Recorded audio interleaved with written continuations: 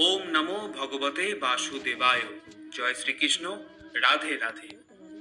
বন্ধুরা, বলা হয় যে শ্রীমদ্ ভাগবত গীতা শুধুমাত্র একটি ধর্মের জন্য নয়, এটি পৃথিবীর প্রতিটা মানুষের পড়া এবং বোঝা উচিত, যাতে সে ব্যক্তি তার জীবনের সুখ, শান্তি এবং সাফল্য লাভ করতে পারে।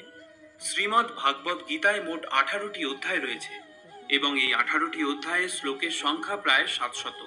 যে শ্লোকগুলি সংস্কৃত ও শুদ্ধ বাংলা ভাষায় লেখা, তাই সবার পক্ষে পড়া ও বোঝা একটু কঠিন হয়ে পড়ে। তাই আজকের এই ভিডিওতে সহজ বাংলায় শ্রীমদ্ ভাগবত গীতার 111টি বাণীর কথা আপনাদের বলবো, যে বাণীগুলি মনুষ্য জীবনের প্রতিটি পদক্ষেপে অতি প্রয়োজনীয়। এই বাণীগুলি শুনলে আপনি শ্রীমদ্ ভাগবত গীতার প্রকৃত অর্থ বুঝতে পারবেন। তবে ভিডিও শুরু করার আগে যারা আমার এই চ্যানেলে নতুন ভিডিও দেখছেন, তারা দয়া করে চ্যানেলটিকে সাবস্ক্রাইব করবেন এবং যদি ভিডিওটি শেষ পর্যন্ত দেখে আপনাদের ভালো লাগে, তাহলে অবশ্যই ভিডিওতে একটি লাইক করতে ভুলবেন না।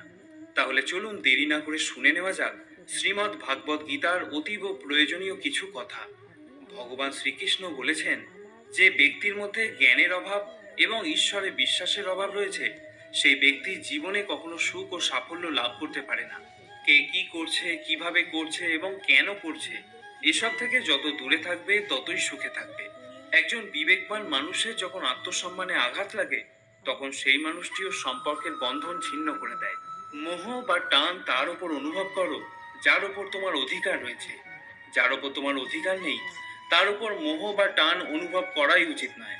যারা অন্যের কষ্ট বোঝে, যাদের মমতা আছে, যারা হৃদয় থেকে শুদ্ধ, তারা এই জন্ম মৃত্যু চক্র থেকে মুক্ত হয়ে যায়। তাদের আর জন্ম নিতে হয় না।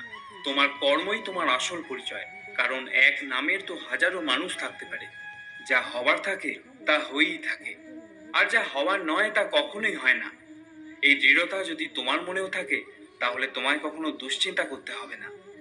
কর্ম এমন একটি ফসল যা একজন ব্যক্তিকে যে কোনো পরিস্থিতিতে কাটতেই হয়। তাই সর্বদা ভালো বীজ বপন করো, যাতে ফসলটাও ভালোই হয়। সদা সন্দেহকারী ব্যক্তির প্রসন্নতা পাওয়া না এই জীবনে সম্ভব, আর না অন্য জীবনে। তাই যারা অতিরিক্ত সন্দেহপ্রবণ, তাদের খুশি করা বন্ধ করো। বস্তুর সম্পর্কে চিন্তা করে মানুষ তাদের প্রতি আসক্ত হয়ে পড়ে। এই কারণে তাদের মধ্যে কামনা বাসনা তৈরি হয় এবং কামনা বাসনা বিঘ্নিত হলেই ক্রোধের উৎপত্তি হয়। আর ভগবান বলেন, রিপুদের মধ্যে সব থেকে ভয়ঙ্কর হলো এই ক্রোধ। যদি শারীরিক ও মানসিকভাবে সুস্থ থাকতে চাও, তাহলে এই ক্রোধকে বর্জন করতে হবে। মৌন থাকা বা চুপ করে থাকা তার প্রতি আপনার শ্রেষ্ঠ উত্তর, যে আপনার কথার মূল্য দেয় না। ভগবান শ্রীকৃষ্ণ অর্জুনকে বলেছিলেন, হে পার্থ, যাদের ভক্তিতে বিশ্বাস নেই, তারা আমাকে লাভ করতে না পেরে এই জন্ম মৃত্যু চক্রে ঘুরতে থাকে, এই ভৌতিক জগতে বারংবার আসতেই থাকে।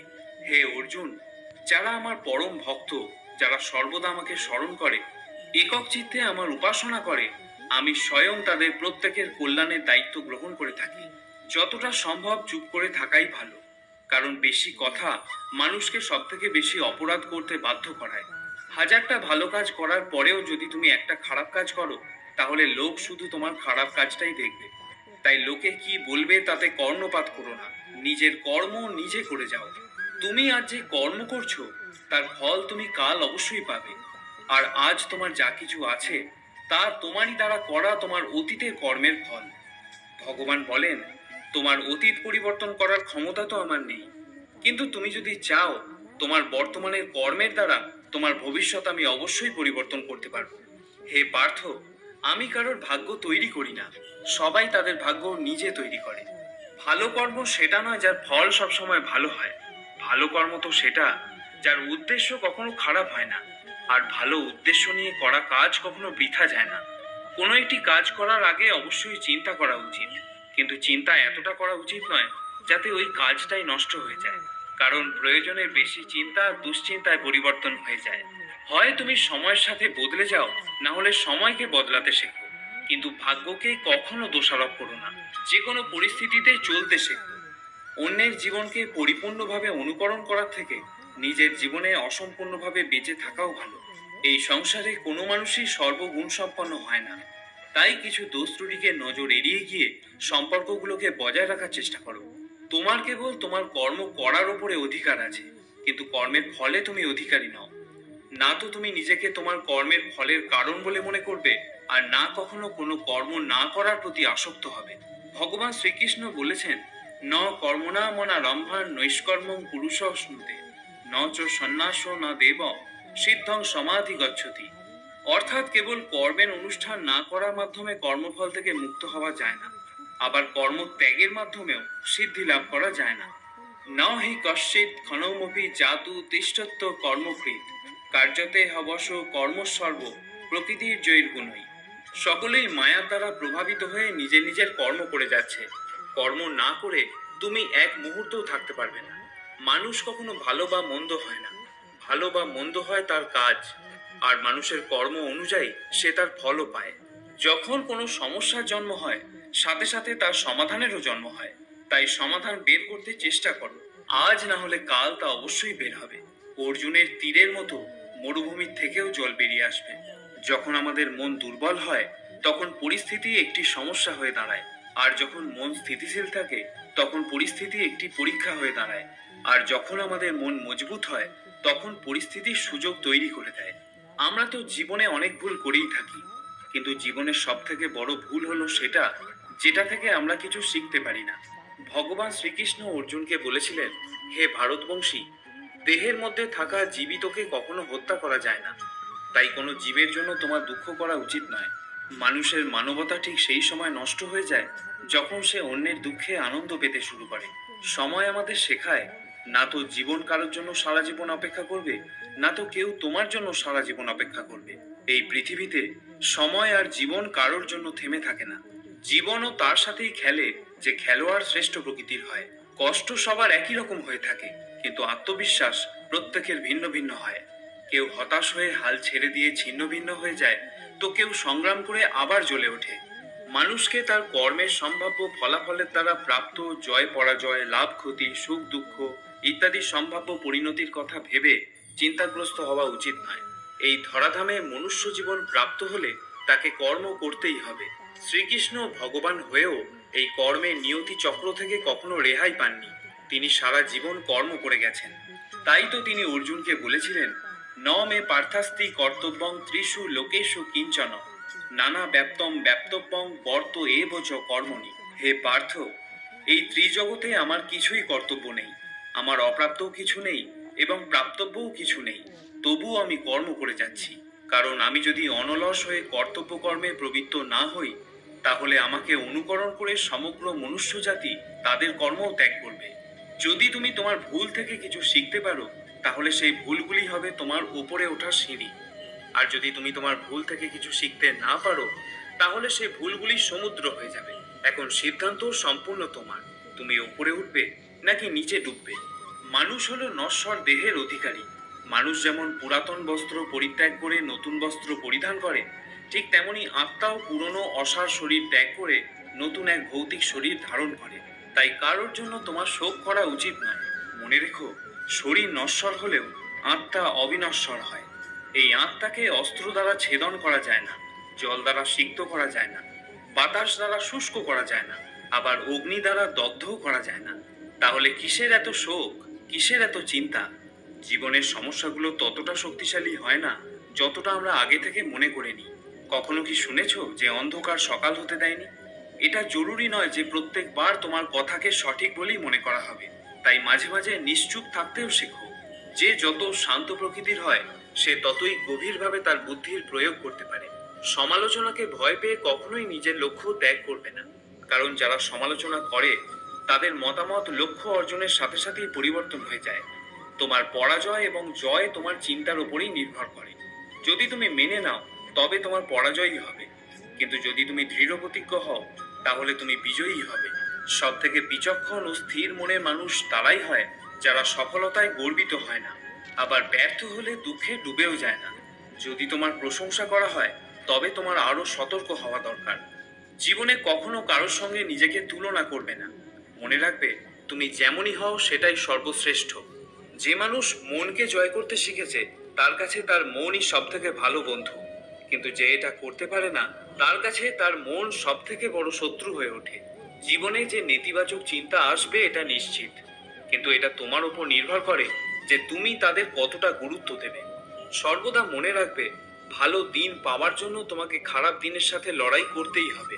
জীবনে কোনো কিছুই চিরস্থায়ী নয়, তাই কঠিন সময়ে কখনো ভেঙে পড়ো না। খুব তাড়াতাড়ি সমস্যার মেঘ কেটে গিয়ে সমাধানের সূর্যের উদয় হবেই। কারণ এই পৃথিবীতে সবকিছুই পরিবর্তনশীল। যে ব্যক্তি মনকে জয় করতে শিখেছে, সে ইতিমধ্যেই পরমাত্মাকে লাভ করতে শিখেছে। এমন ব্যক্তির কাছে সুখ দুঃখ, শীত গরম, সম্মান অসম্মান সবই একরকম। যে যাই বলুক না কেন, নিজেকে সবসময় শান্ত রাখার চেষ্টা করো। কারণ সূর্যের উত্তাপ যতই প্রখর হোক না কেন, তাতে সমুদ্রের জল কখনো শুকিয়ে যায় না। জলে ভাসমান নৌকা যেমন ঝড়ের আঘাতে নিজের লক্ষ্য থেকে দূরে সরে যায়, ঠিক সেরকমই অতিরিক্ত আনন্দ মানুষকে ভুল পথে চালিত করে। ভগবান শ্রীকৃষ্ণ অর্জুনকে বলেছিলেন, হে অর্জুন, একজন ব্যক্তি যা ইচ্ছা তাই হতে পারে, যদি সে অবিরত বিশ্বাসের সঙ্গে কাঙ্ক্ষিত জিনিসের ওপর ধ্যান করে। আমাদের অতীত এবং ভবিষ্যতের কথা চিন্তা করে সময় নষ্ট করা উচিত নয়। কারণ যা হওয়ার তা তো হবেই, যা হয় ভালোর জন্যই হয়। তাই অতীত ও ভবিষ্যতের চিন্তা না করে বর্তমানেই বাঁচতে শেখা উচিত। পরিবর্তনই হলো সংসারের নিয়ম। এখানে সমস্ত কিছুই পরিবর্তনশীল। তাই সুখ দুঃখ, লাভ ক্ষতি, জয় পরাজয়, মান অপমান ইত্যাদির মধ্যে একটি স্থানে অবস্থিত থেকে জীবনকে উপভোগ করা উচিত। নিজের রাগকে নিয়ন্ত্রণ করতে শেখো, কারণ রাগের ফলে ভ্রম সৃষ্টি হয়। এই ভ্রম বুদ্ধিকে বিচলিত করে তোলে। এর ফলে বুদ্ধি নাশ হয়, ব্যক্তি পতনের দিকে অগ্রসর হতে শুরু করে।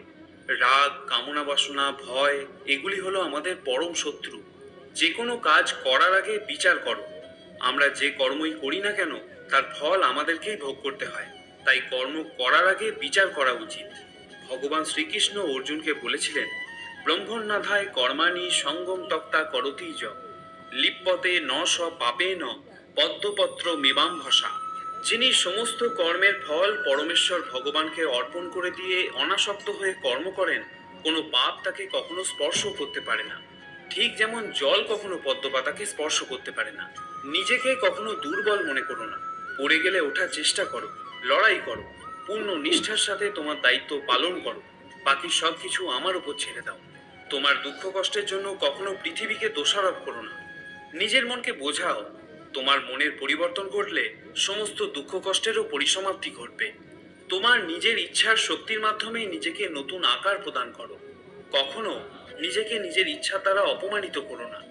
মনে রাখবে, ইচ্ছা তোমার পরম বন্ধু হতে পারে, আবার পরম শত্রুও হতে পারে। সময় কখনো একরকম থাকতে পারে না।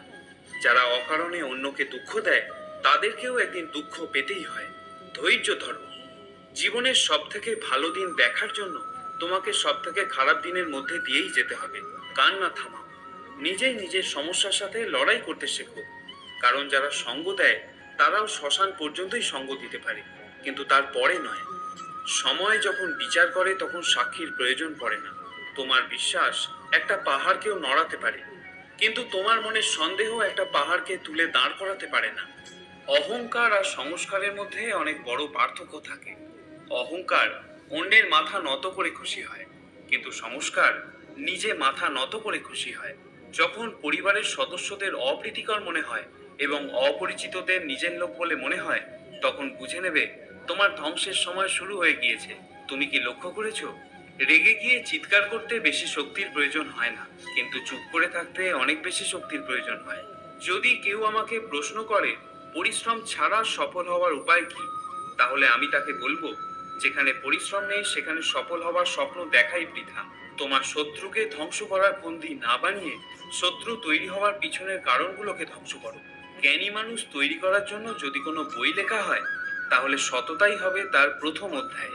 মনে রেখো, একজন সফল ব্যক্তিকে জীবন সঙ্গী করার মধ্যে কোনো সফলতা নেই, বরং একজন পরিশ্রমী মানুষের মনোবল বাড়িয়ে তার সাফল্যের সঙ্গী হওয়াই প্রকৃত সফলতা। অন্যের জীবনে নিজের স্থান খোঁজা বন্ধ করে দাও। বিশ্বাস করো, এতে তোমার জীবন অনেক শান্তিপূর্ণ হবে।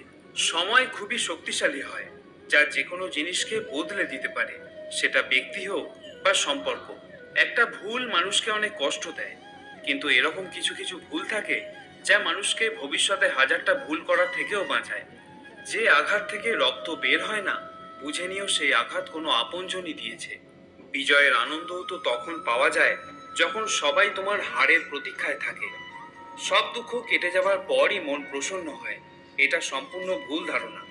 মন প্রসন্ন হলে তবেই সব দুঃখ দূর হয়। যদি প্রয়োজনের থেকে অতিরিক্ত কিছু হয়ে যায় তাহলে তা শুধু ক্ষতিই করে, সেটা প্রেম হোক বা অহংকার। এটা ভুল ধারণা যে রাবণ শুধুমাত্র অহংকারের জন্যই মরেছিল। যখন শত্রু ঘরে থাকে তখন মৃত্যু শুধু অহংকারের জন্য নয়, বরং সেই ব্যক্তির ওপর ভরসা করলেও হতে পারে। পরিবার বা সমাজ দুটোই ধ্বংসের পথে চলে যায় যখন জ্ঞানী ব্যক্তিরা নীরবতা পালন করে আর অজ্ঞানীরা চিৎকার করতে থাকে। হে অর্জুন, যে ব্যক্তি পূর্ণ বিশ্বাসের সাথে কোনো দেবতার পূজা করতে চায়, আমি সেই দেবতার প্রতি তার বিশ্বাস দৃঢ় করে দিই।